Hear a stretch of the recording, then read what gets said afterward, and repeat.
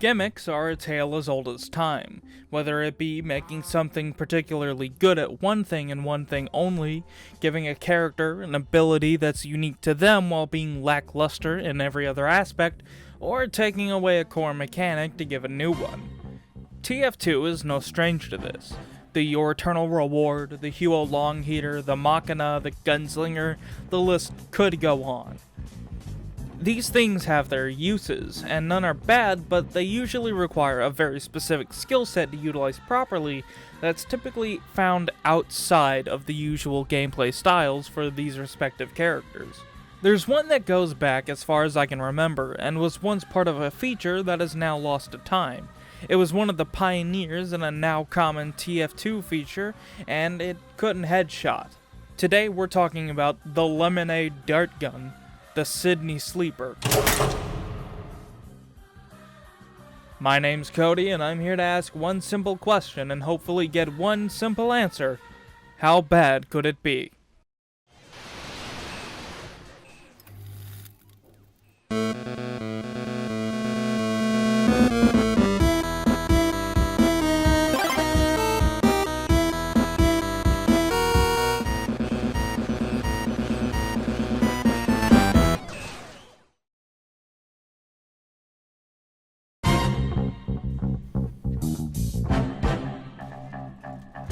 The Sydney Sleeper was added to the game during the Manconomy update as part of the Polycount pack. Polycount launched a new website at some point around 2010, and as celebration, Valve held a contest for user-made weapons to be added to the game. I believe this was the very first instance of the community contributing to the game, and later these models would be added as unique weapons with unique stats, with the caveat that they would need to be made in accordance to a weapon that already existed. So if they just replaced the model, it would fit without many issues, if any. Initially, each of these sets had some sort of bonus applied when each item in the set was equipped at the same time. Of course, they were later removed in the summer 2013 update as many were seen as overpowered, and Valve feared it would make the game seem pay to win, and at the time, TF2 had just recently went free to play, so it was a very reasonable fear. Going on a tangent, do you remember when that was still a new, budding thing? Pay-to-win games? I mean, they're so common nowadays in mobile games, hell, even some AAA games, but back in 2013, this was still a new thing, just becoming an issue with many free-to-play models that Valve had only just recently moved to. Back to the video on the pay-to-win overpowered bonus thing. A few examples would be a practically silent dead ringer / cloak, being unable to die by headshot, extra health, sentry resistance. Sure, many of these were added as bonuses to items in the set in spirit, but were balanced better. Now, instead of complete headshot immunity, you'd have increased bullet resistance overall, you'd have bonus healing instead of extra health, and you'd have a better cloak duration instead of a near silent cloak.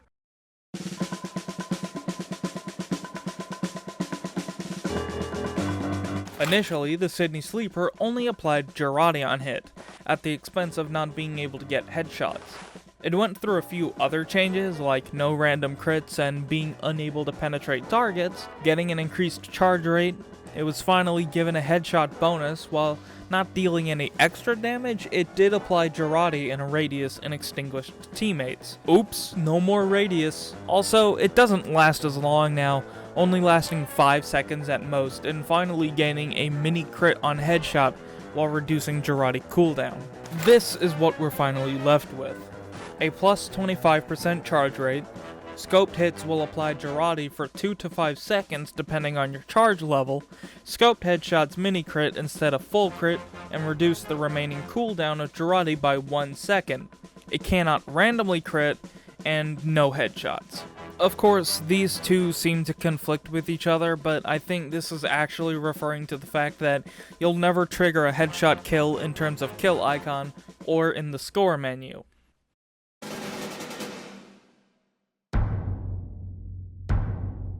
The stats reflect a supportive role. After all, Sniper is a support class, and promoting the use of Girardi only gives off the impression that you shouldn't be going for kills as much as you should be going for kill assists. In scenarios where the sniper may have trouble getting into a position to take down a critical target, which can be very often on maps where very few sniper positions are present, Sniper can at the very least coat his enemies in a fine layer of lemonade to allow the heavy, demoman, or sentry to finish off a target. I think TF2 is very good at making people feel at home in every class, even if they're not as great as other people could be in the same role.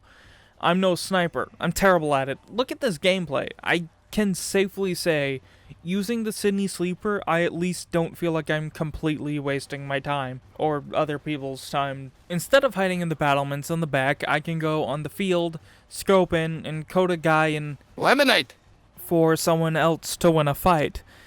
Words cannot express how relieving it can be to see a scout or a heavy have trouble in a fight, to see now that their enemies are taking 35% more damage all of a sudden, they can make a comeback.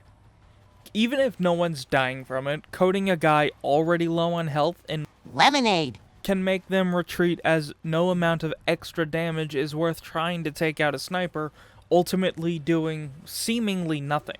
Funnily enough, I did find myself far more relaxed when playing as a Sydney Sleeper sniper. I felt like I was helping even. Rarely did anyone tell me I wasn't helping or ask me to switch, probably because it's hard to turn away 35% more damage over your enemies. Discussing the stats in detail, when you're scoped, Girardi is applied to the target for an amount of time indicative of the charge.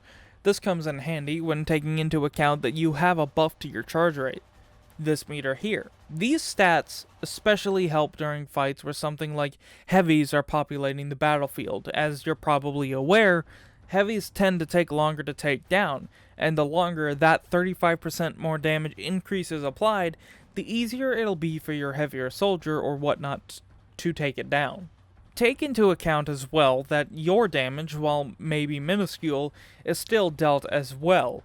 This adds an element of thought to the weapon. Should you scope longer and get a 5-second apply, or quick scope and get a 2-second apply? Depending on the fight, either could be helpful, but how much time you have is a deciding factor in that thought. You'll never get a credit for a headshot kill, but honestly, does that ultimately matter in the grand scheme of things? The Sydney Sleeper initially wasn't able to headshot in any form, so it was essentially just a dart gun. No headshot bonus at all, but now the scoped headshots do at least give you a mini crit. For reference, that mini crit is as much of a damage boost as the regular Girardi would deal typically. There's an added bonus of reducing your Girardi cooldown by a whole second if you get a headshot, and that's any headshot. It doesn't even have to kill. To me, this sticks out as nothing more than a thematic bonus. It's helpful, sure, but you're already applying Girardi. Though, if you're like me and you like to keep Girardi on you most times for dealing with close-range encounters, as it is easier to apply than scoping, lining up a shot, and firing, it provides an extra incentive to just throw your Girardi willy-nilly to put yourself out, put teammates out, or just coat many enemies instead of one. It doesn't particularly aid or harm the weapon to have this, but it is nice if you're a frequent, regular Girardi user. I don't have much to say about it being unable to random crit. It just can't crit. What do you want from me? I did a number of tactics with it. Coat with Girardi, pull out an SMG, but I'm just not fast enough. Using the cozy camper to be an ever-present threat didn't work out well.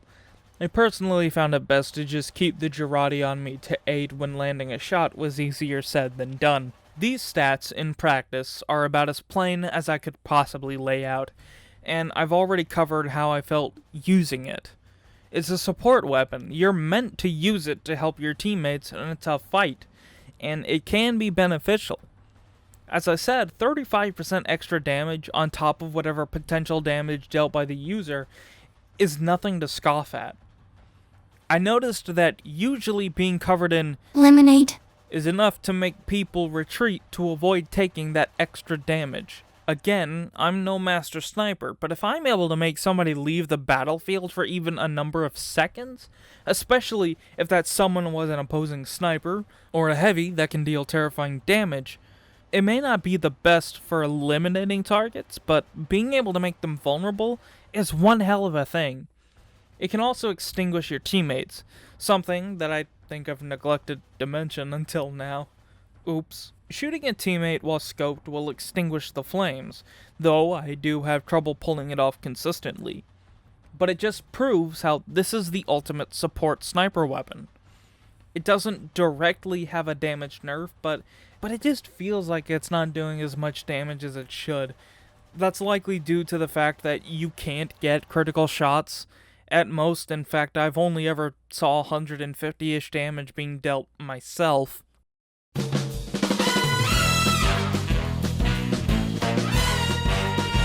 I want to cover the Girardi's use case because of two reasons. A, I can't imagine being able to make this single throw item its own video because it doesn't have enough there to talk about for any reasonable amount of time.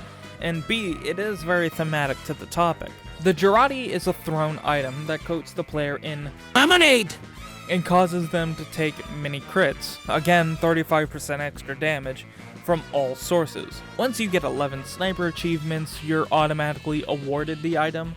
Paired with a bushwhacker or a tribalman shiv, it can make for a very decent up-close defense item. It has a cooldown of 20 seconds when it's used. Removing it is as simple as going to a resupply cabinet or jumping into water. There's not much more I can say that doesn't also apply to the Sydney Sleeper. It's a supportive weapon at its core, but it does have a couple other uses. Coating spies will make them visible and easily trackable to anyone for 10 seconds. It can extinguish enemies if they're on fire, and doing so will decrease the cooldown to 14 seconds. Coating spies is much easier with the Girardi because it has a radius effect, and the Sleeper only has a single person effect, and also a bonus that you do not have to scope in to apply it. Paired with the Sleeper and landing headshots frequently can make for an amazing supportive combo.